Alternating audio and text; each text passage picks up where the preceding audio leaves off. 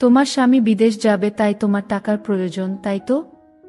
তাহলে শোনো, আমি তোমার সাথে একটি কাজ করতে চাই। যদি তুমি আমার সাথে এই কাজটি করো, তাহলে আমি তোমাকে টাকা ধার দেব। আমি বললাম, কি কাজ দেবরজি? হঠাৎ দেবরজি আমাকে ধাক্কা মেরে ফেলে দিল। তারপর দেবরজি আমার সাথে যা করল তা শুনলে বন্ধুরা, তোমাদের মাথা গরম হয়ে যাবে এবং তোমরা কাজ করতে বাধ্য হয়ে যাবে। তাহলে চলুন বন্ধুরা, গল্পটি শুরু করি। গল্পটি শুরু করার আগে বন্ধুরা, তোমাদের নিকট আমার বিশেষ অনুরোধ, দয়া করে তোমরা আমার চ্যানেলটি সাবস্ক্রাইব করে আমাকে সাপোর্ট করবা। হ্যালো বন্ধুরা, আমি পরিমণি, আমার বিয়ে হয়েছে 5 বছর হয়েছে। বন্ধুরা, আমার স্বামী একজন কাঠমিস্ত্রি। সে যে পরিমাণ টাকা ইনকাম করে, কাঠমিস্ত্রির কাজ করে, তা দিয়ে আমাদের সংসার চলে না। আমাদের অভাবের সংসার।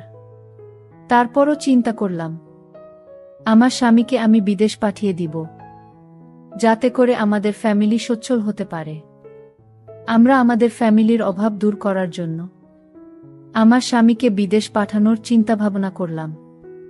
কিন্তু আমাদের কাছে তো এত টাকা নেই। তাহলে কি করব? ইদানিং মিস্ত্রির কাজও খুব একটা বেশি পাচ্ছে না। দেশে যেন দুর্ভিক্ষ দেখা দিয়েছে।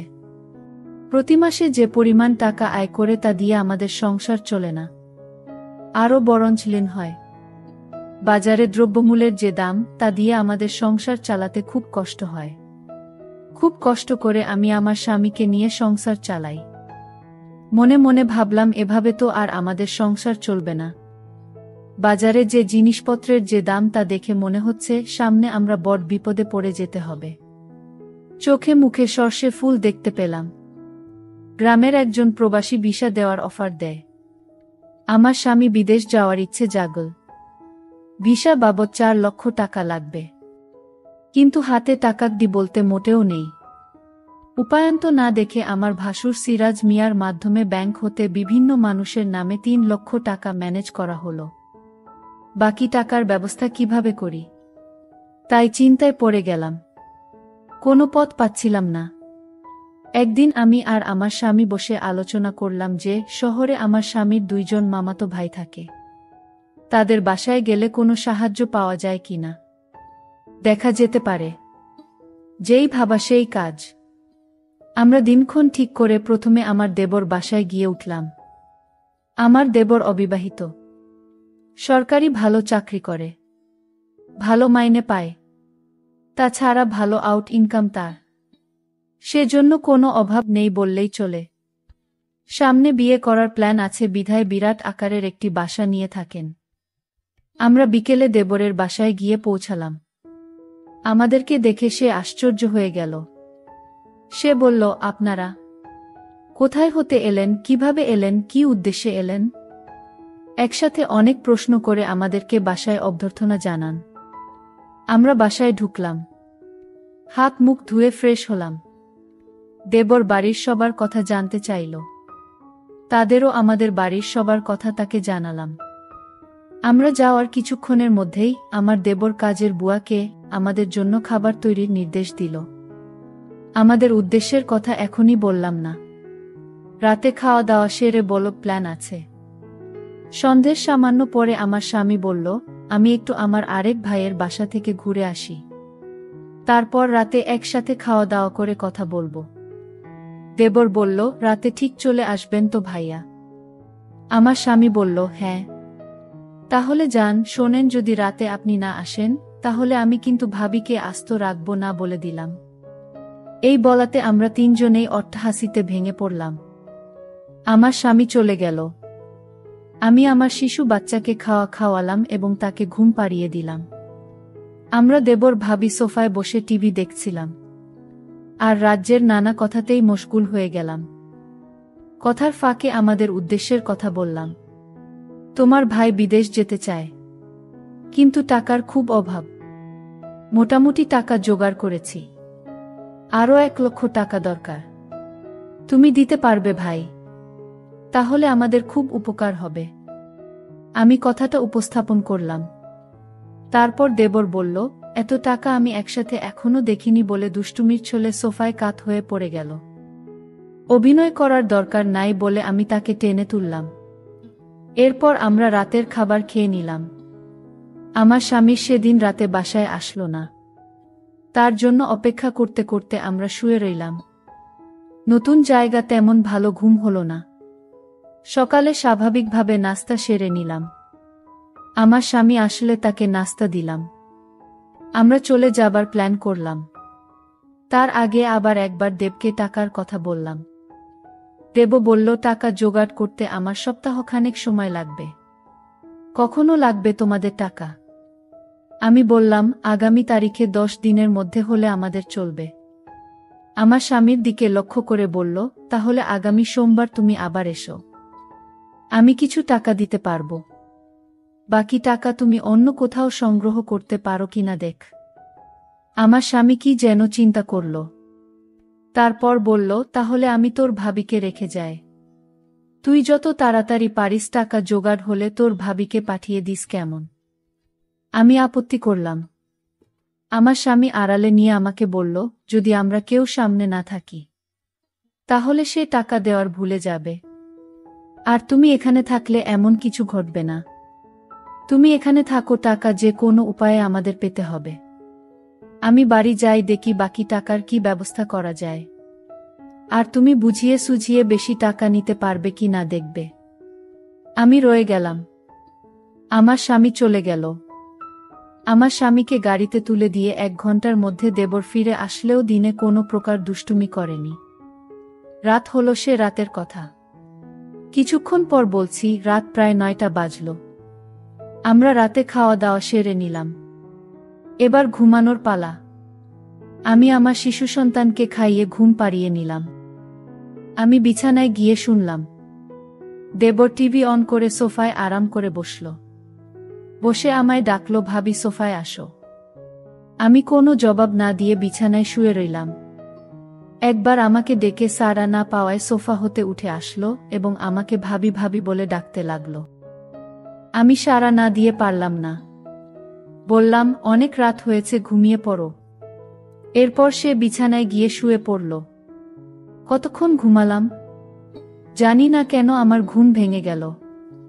আমার ঘুম ভাঙ্গার আমি দেখতে পেলাম আমার সবকিছু কেমন যেন এলোমেলো হয়ে আছে। মনে হচ্ছে অনেক বড় কিছু হয়ে গেছে আমার সাথে। বুঝতে পারলাম না ঘুমের মধ্যে কি ঘটনা ঘটে গেছে। মনে হচ্ছে আমার সাথে কেউ অন্য রকম কিছু করেছে। ভাবলাম আর থাকবো না, চলে যাব। আর আমার সাথে যে রাতে এইরকম হয়েছে তা আমি আমার দেবরকে কোনোভাবেই বুঝতে দেই নাই। না বোঝার ভান করলাম। তারপর সকালে নাস্তা খেলাম। মনে মনে ভাবলাম এখান থেকে চলে যাব। ঠিক সেই সময় আমার মনে পড়ল, এভাবে চলে গেলে স্বামীর টাকা জোগাড় হবে কিভাবে। নানান কথা ভাবতে ভাবতে সকাল 9টা বেজে গেল। আমার দেবর অফিসের যাবার জন্য প্রস্তুতি নিল। কিছুক্ষণ পর আমার দেবর অফিসে চলে গেল। আমি একা একা বাসায় বসে বসে টিভি দেখছিলাম আর আমার দেবর কখন আসবে তার পথ চেয়ে বসে রইলাম। অফিসে চলে যাওয়ার পর আমি সম্পূর্ণ একা বসে বসে টিভি দেখছিলাম। হঠাৎ দরজায় কড়া নাড়ল। দরজার পাশে গিয়ে জিজ্ঞেস করলাম, কে বাহির হতে জবাব এলো। আমি কাজের বুয়া, তাই দরজা খুলে দিলাম।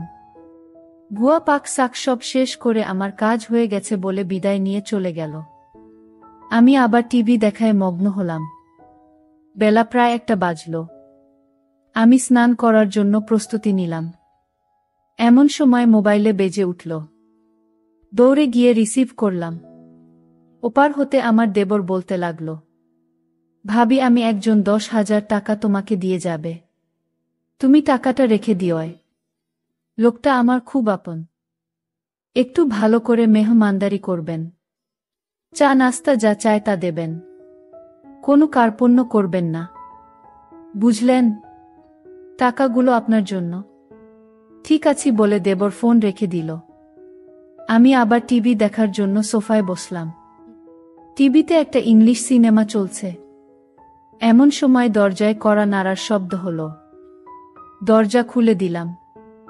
একই দেখছি, সম্পূর্ণ এক নিগ্রো মানুষ, প্রায় 6 ফুট লম্বা। হাতের আঙুলগুলো যেন আমাদের বাঙালিদের হাতের বাহুর মতো। যেমন লম্বা তেমনি হ্যান্ডসাম। লোকটি বাংলায় বলল, আসতে পারি ভাবি? আমি হেসে বললাম, হ্যাঁ আসুন। লোকটি সরাসরি সোফায় গিয়ে বসল। তাড়াতাড়ি চা নাস্তা তৈরি করে তাকে পরিবেশন করলাম। সে আমাকে দেখে মুচকি মুচকি হাসছে, আর মাঝে মাঝে আমার দিকে কেমন করে যেন চেয়ে রইল। সেই নিগ্রো লোকটি আমাকে বলল, ভাবি যদি কিছু মেন না করেন, আসুন আমরা একটু গল্প কি। আমি বললাম, ঠিক ভাই। আমারও তার সাথে গল্প করতে ভালোই লাগছিল। মোট কথা, এই নিগ্রো লোকটিকে দেখে আমারও তখন মাথার মধ্যে শয়তানি কাজ করছিল।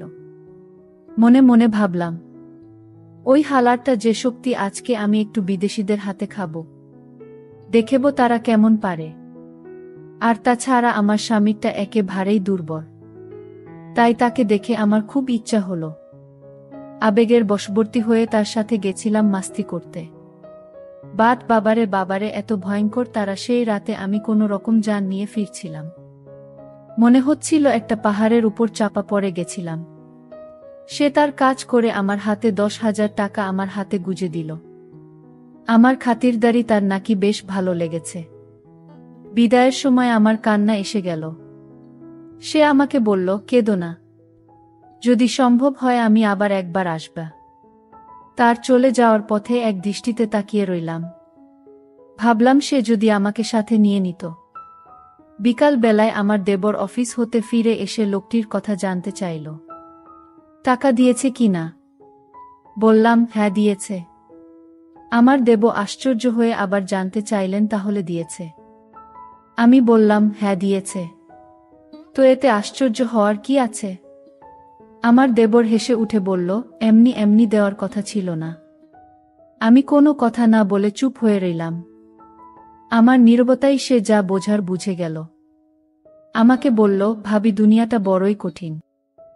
কেউ কাউকে এমনি এমনি টাকা দিতে চায় না, সবাই বিনিময় চায়। ভাবি, আপনার তো টাকা দরকার, আমি আপনাকে টাকা দেবার সব ব্যবস্থা করব। যদি আপনি আমার সাথে একটি কাজ করেন, তাহলে দেখবেন আপনার স্বামীর বিদেশ যাওয়ার টাকা 2 দিনেই জোগাড় হয়ে যাবে। তখন আমি বললাম, কি কাজ ভাই? তারপর আমার দেবর খুব আমতা আমতা করে বলতে লাগলেন, ভাবি কিভাবে যে আপনাকে বলি। তারপরও বলছি, যেহেতু আপনার টাকার খুবই প্রয়োজন। তো ভাবি, যদি আপনি আমার সাথে, মানে আমি যেভাবে বলি সেইভাবে বেশ কিছুদিন কাজ করেন, তাহলে আপনি অনেক টাকা পেয়ে যাবেন। আপনি শুধু, আমার একজন বিদেশি বন্ধু আছে, তাকে একটু খুশি করতে হবে। তাহলে দেখবেন সে খুশি হয়ে আপনাকে 2 লক্ষ টাকা দিবে। গতকালকে সে আমার মোবাইলে আপনার ছবি দেখেছে। আপনার ছবি দেখে আপনাকে উনার খুব পছন্দ হয়েছে। এখন আপনি যদি আমাকে সম্মতি দেন, তাহলে আমি তার সাথে কথা বলতে পারি। আমি মনে মনে ভাবলাম, আমার স্বামী বিদেশ যাওয়ার জন্য টাকাটা খুব জরুরি, আর তাছাড়াও কেউ এমনি এমনি আমায় টাকা দিবে না। বিনিময় ছাড়া কেউ কোনোদিন কিছু দিতে চায় না। তাই রাজি হয়ে গেলাম। আমি রাজি হওয়াতেই আমার দেবর অনেক খুশি হয়ে গেল। তারপর অদ্ভুত দৃষ্টিভঙ্গিতে সে আমাকে ধাক্কা মেরে ফেলে দিল। তার ধাক্কায় আমি পড়ে গেলাম। তারপর সে আমাকে কিছু একটা অন্যরকম আচরণ করা শুরু করল। আমিও কিছু বুঝেও না বোঝার ভান করলাম, কারণ আমার টাকাটা প্রয়োজন। আর এই সময়ে তার এই প্রস্তাবটা আমার কাছে খুব ভালো লাগলো। টাকাটা না পেলে হয়তো আমার স্বামী বিদেশ যেতে পারবে না। তাই আমি তার সাথে কাজ করতে বাধ্য হলাম। সারারাত কাজ করার পর সকাল হলো। সকলে সে আর আমি নাস্তা করলাম। তারপর দেবর আমাকে বলল, ভাবি, আপনি প্রস্তুতি থাকবেন। আজকে আমি আর আমার বন্ধুকে নিয়ে আসব। বাড়িতে একটা ছোটখাটো পার্টি হবে। আপনি খুব সাজুগুজো হয়ে থাকবেন। আমি বললাম, ঠিক আছে। তারপর আমার দেবর অফিস থেকে ফেরার সময় তার বন্ধু মিস্টার টিকলুকে নিয়ে বাসায় আসলো। ওমাগো, দেখতে একেবারে গিগ্রোদের মতো, অনেক হ্যান্ডসাম, দেখতে একবারে কালো কিটকিটে। আমি বললাম, ওমাগো, তার সাথে যদি আমি যাই, তাহলে তো আমি শেষ হয়ে যাব। যাই হোক, তারপরেও আমাকে যেতে হবে, কারণ তার সাথে যদি যাই, তাহলে সে আমাকে অনেক অর্থ দিবে, যা দিয়ে আমি আমার স্বামীকে বিদেশ পাঠাতে পারব। যাই হোক, সে রাতে পার্টিতে অনেক নাচ গান করলাম, যার ফলে মনটা অনেক ভালো হয়ে গেল। রাত যখন গভীর হলো তখন দেখি সে ওই কালো লোকটা কি যেন কাচ্ছে।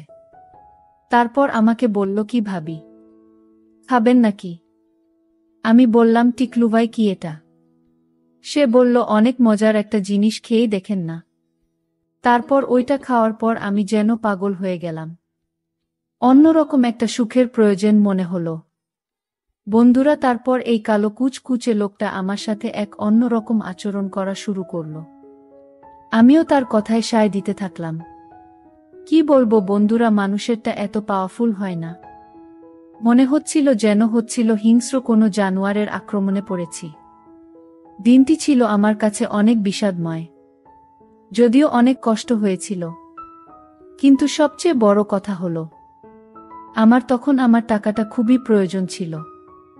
পরিশেষে বন্ধুরা, তোমাদেরকে আমি একটি কথাই বলবো, মানুষ যখন বিপদে পড়ে তখন অসম্ভব কাজ কেউ সম্ভব করে ফেলে। আমার ক্ষেত্রে ঠিক তাই হয়েছিল। যাই হোক বন্ধুরা, এত কিছুর পরেও এখন আমার স্বামী সন্তান নিয়ে খুব ভালো আছি। আমার স্বামী এখন বিদেশে প্রচুর টাকা ইনকাম করে। স্বামীর সংসার এবং সন্তানদেরকে নিয়ে আমি এখন তোমাদের দোয়ায় ভালো আছি। তোমরা সকলেই আমার জন্য দোয়া করবে। বন্ধুরা, ভিডিওটি যদি ভালো লাগে তাহলে একটি লাইক দিন। আর তোমরা যদি এইরকম ধরনের ইন্টারেস্টিং ভিডিও পেতে চাও তাহলে দয়া করে আমার চ্যানেলটি সাবস্ক্রাইব করো। পরিশেষে তোমাদের সকলের সুস্বাস্থ্য কামনা করি। ভিডিওটি দেখার জন্য তোমাদের সকলকে অসংখ্য ধন্যবাদ।